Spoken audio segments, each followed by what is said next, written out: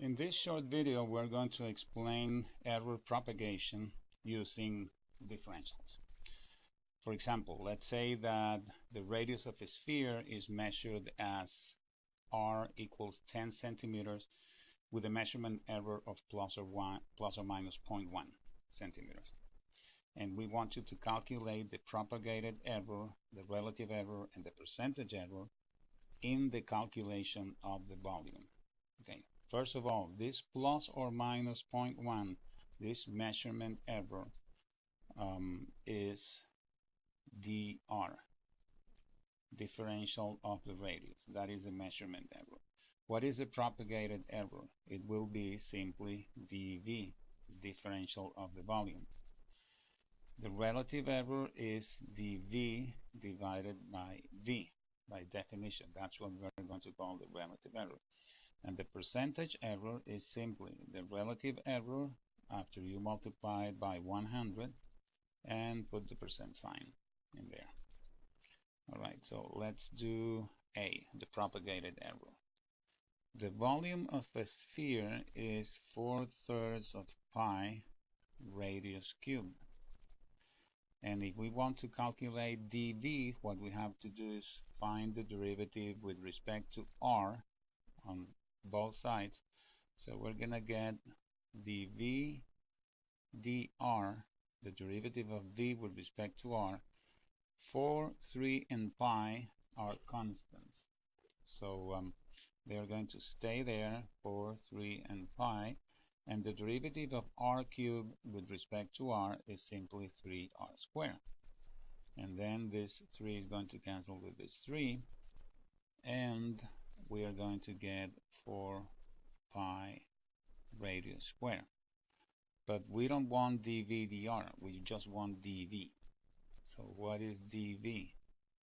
dv is going to be equal to 4 pi radius cubed, and this dr that we have here dividing is going to go to the other side multiplying dr. So this is the propagated error. But let's plug these values in here to see how much we get. So it's going to be 4 pi, and the radius square is going to be 10 centimeters squared.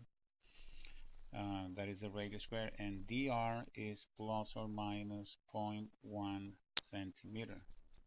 So what we get is this 10 square is going to be 100, right? And okay, what we're going to get is going to be plus or minus 40, right? Because 10 multiplied by 0.1, 10 squared is going to be 100 multiplied by 0.1 is going to be just 10 times 4 is going to be 40.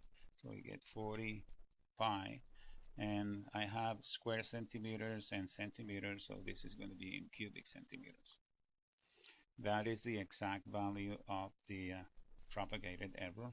And if we replace pi by 3.14 or so, more or less, it's going to give me plus or minus 125.6 cubic centimeters. Okay, now what is the relative error? You see, when you compare this to the measurement error of 0.1, this seems huge compared to this. But that's why we want to calculate the relative error. When you divide the propagated error by the value of the volume, see how large it is. Okay, so what is dv over v?